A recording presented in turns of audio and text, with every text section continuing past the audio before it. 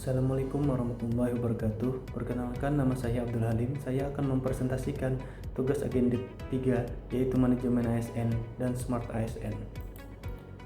Menurut Undang-Undang Nomor 20 Tahun 2023 tentang aparatur sipil negara, ada beberapa poin yang harus kita pahami, yaitu jenis ASN terdiri dari PNS dan P3K.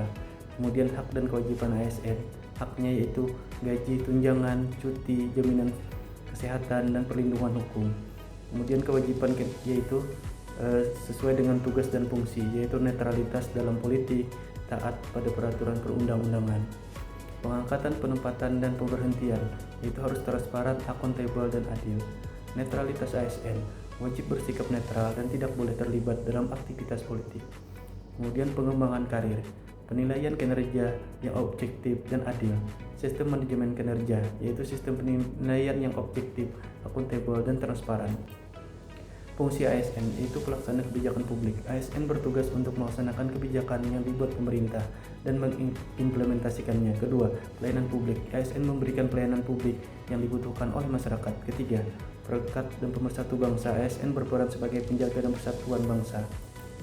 Manajemen ASN yaitu profesional, memiliki nilai dasar, memiliki etika profesi, bebas dari intervensi politik, bebas dari praktik KKN.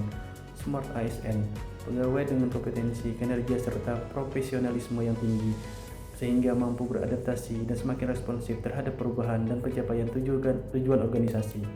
Nilai-nilai dasar Smart ASN yaitu berintegritas, nasionalisme, profesionalisme, berwawasan global, menguasai IT dan bahasa asing, berjiwa hospitality, berjiwa entrepreneurship, memiliki jaringan luas, digital etik, dan digital safety. 3 isu jurusan ekonomi pembangunan UPR mengenai pembelajaran, yaitu pertama, belum optimalnya penggunaan e-learning. Kedua, belum sinkronnya sistem informasi akademik SIUBER dengan buku panduan akademik. Rencana pembelajaran semester RPS berbasis case-based learning dan project-based learning yang belum optimal dan terstruktur. Belum optimalnya penggunaan e-learning, yaitu optimalisasi penggunaan e-learning adalah upaya untuk meningkatkan efektivitas dan efisiensi pembelajaran daring dengan memanfaatkan seluruh potensi dan fitur yang tersedia dalam platform e-learning. Ada beberapa cara untuk mengoptimalkan, yaitu penggunaan fitur interaktif, konten terstruktur dan berkualitas, integrasi dengan kurikulum.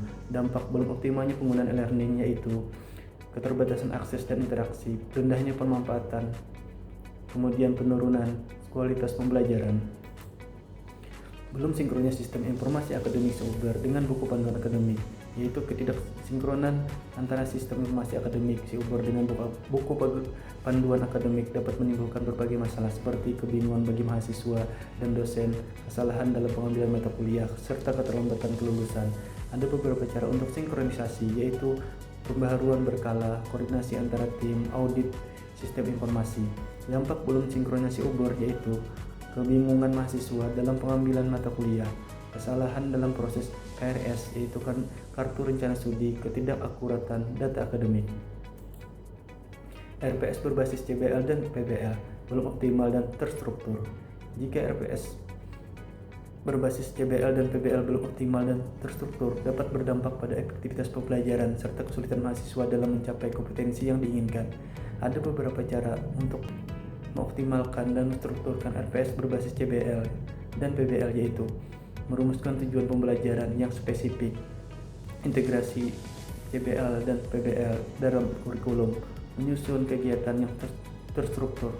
Dampak RPS berbasis CBL dan PBL yaitu belum optimal dan struktur, yaitu kualitas pembelajaran yang menurun, kesulitan dalam evaluasi dan penilaian, minimnya pembangunan keterampilan praktis. Teknik USD yaitu urgency, seberapa mendesak isu tersebut dikaitkan dengan waktu yang tersedia. Seriousness yaitu serius isu tersebut dikaitkan dengan akibat yang timbul dengan penundaan pemecahan masalah. Growth yaitu seberapa besar kemungkinan isu tersebut menjadi berkembang jika dibiarkan. Dari tabel dapat kita lihat yaitu poin pertama, belum optimalnya penggunaan e-learning. Dari nilai urgensinya yaitu 3, yaitu cukup mendesak. Kemudian untuk seriusnya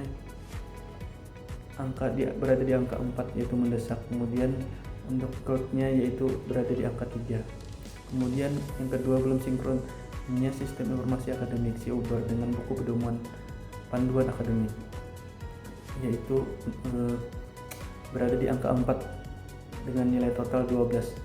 Kemudian rencana pembelajaran semester berbasis case-based learning dan project-based learning yang belum optimal dan terstruktur. Berada di angka, untuk urgensinya berada di angka 5, yaitu sangat mendesak. Kemudian seriusnya berada di angka 5, sangat mendesak. Kemudian untuk growth-nya berada di angka 4, yaitu mendesak dengan nilai total 14. Dari hasil ini dapat kita simpulkan bahwa hasil analisis prioritas masalah menggunakan metode USJ menunjukkan isu tentang bagaimana rencana pembelajaran semester berbasis case-based learning dan project-based learning yang belum optimal dan struktur. Isu ini menjadi isu utama di program studi ekonomi pembangunan karena berkaitan erat dengan proses belajar mengajar, CPL dan PBL. Jika tidak segera diselesaikan, maka akan berdampak kompetensi lulusan yang dihasilkan. Dalam hal ini mahasiswa secara langsung, yang mengakibatkan capaian pembelajaran lulusan prodi yang tidak berkualitas dan tidak kompeten dari dosen pengampu mata kuliah yang bertindak sebagai fasilitator dan motivator mahasiswa, sehingga akan berdampak bagi kualitas dan akreditasi prodi maupun fakultas hingga tingkat universitas ke depannya. Demikian hasil presentasi saya. Atas perhatiannya saya ucapkan terima kasih. Assalamualaikum warahmatullahi wabarakatuh.